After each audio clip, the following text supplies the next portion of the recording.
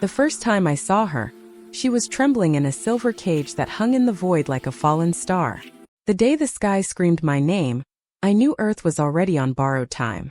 I had been called to the orbital docks to meet the alien emperor's latest gift to humanity. A daughter, they said. A royal joke. He had sent her here to humiliate me. Me. A human mechanic who couldn't even keep the lights on in my own workshop without blowing a fuse. But I had no choice. Orders came from above. If I refused, the ramifications were unspeakable. She was small, impossibly delicate, with translucent skin that shimmered like liquid moonlight. Her eyes were too big, too luminous, full of a sorrow I didn't yet understand. And yet, when the Emperor's holographic image flickered across the docking bay, mocking her every imperfection, she didn't flinch. "What purpose do you serve?" His voice thundered across the void, distorted by the station's echoing corridors. "This one?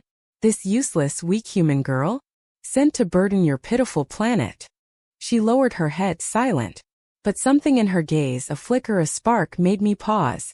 None of us were prepared for the truth. I stepped forward, hands raised. My voice sounded small against the Emperor's cosmic authority. I'll take care of her." The Emperor laughed, a sound like a collapsing star. "Take care? Humans are incapable of understanding royalty. Do not ruin her further." But that was only the beginning. The ship ride back to Earth, or what remained of it, was a silent war zone. She refused food, refused warmth, refused to speak. Every system aboard the freighter measured her alien physiology, calculated her caloric needs, her bioelectric anomalies, her unique neural patterns. Nothing broke through. And yet she watched me. Every small action, the way I checked the engine core, tightened the plasma conduits, balanced the ship's microgravity fields, was observed with a fascination that both unnerved and intrigued me. "What is she thinking?" I muttered to myself more than once. "Does she even know I exist beyond this vessel?" I tried to communicate in gestures, in simple phrases, in small offerings of trust. A mechanical doll I had fashioned from spare parts. A synthesized fruit that smelled like Earth's orchards. Tiny things that might feel human.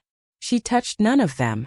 But sometimes, just sometimes, her hand hovered above the surface, as if she was learning how to reach for something she didn't yet believe was hers. What I saw next changed everything. The first week on Earth, or the broken remnants of it, was worse than the journey.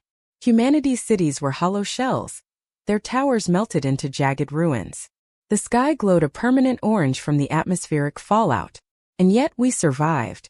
I set up a workshop in what was left of my home, surrounded by scorched walls and warped metal. She followed silently, never speaking, never complaining. One evening, as I repaired a damaged grav shuttle, she leaned against the doorway. Her eyes, so alien and piercing, studied my hands. I looked up. "You want to try?" I asked.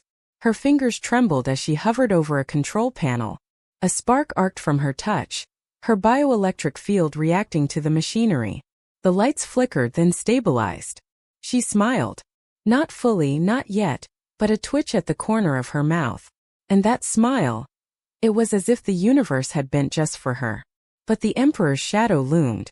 His mockery haunted the corners of my mind. He had designed her to fail, to be pitted, to be laughed at by any human who dared to approach. He had never imagined someone would see her differently. None of us were prepared for the truth. Weeks passed. Communication with the outside galaxy was impossible. Our fragile satellite arrays had been fried during the orbital bombardments. The alien princess and I were alone, our little bubble of survival amidst Earth's devastation. Then the first night, when the radiation storms raged like screaming banshees outside, she spoke. A single word. "Father." I froze. My hands hovered over the console. My heart thudded like a hammer. The word was perfect. Foreign yet almost human. Trembling yet deliberate. What did you say?" I whispered. "Father," she repeated, clearer this time. "You, father." It wasn't just language. It was acknowledgement. Trust. Something the Emperor had never taught her, never wanted her to have. She had chosen me. But that was only the beginning. The days that followed were a revelation. She learned fast. Her alien intellect absorbed everything I taught her, engineering, mechanics, even the delicate art of human empathy. And in return, she taught me the wonders of her species. How to manipulate energy through thought, how to sense the currents of the planet, how to read emotions in ways no human could.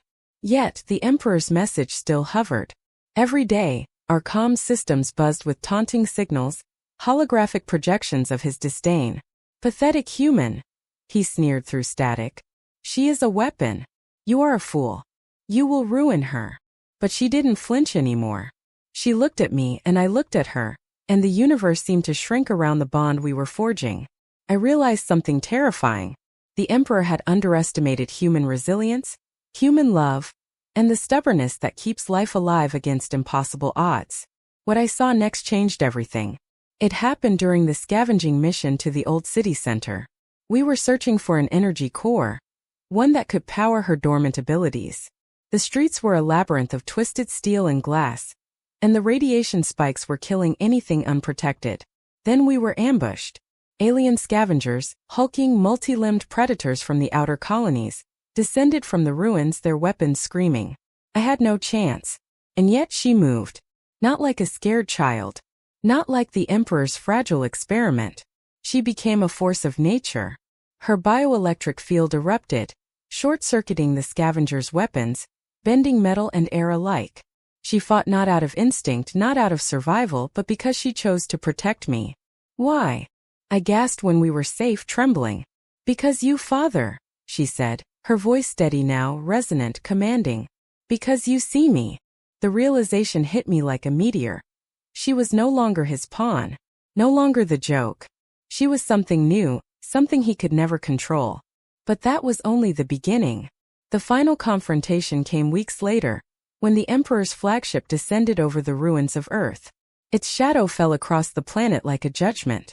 His fleet was precise, merciless, a tidal wave of alien supremacy. We were outnumbered, under-equipped, and hopelessly human. And yet, I stood beside her as she activated the energy core. The air shimmered, warping around her form. Her body glowed with a brilliant, terrifying light. She did not fight with hatred but with purpose.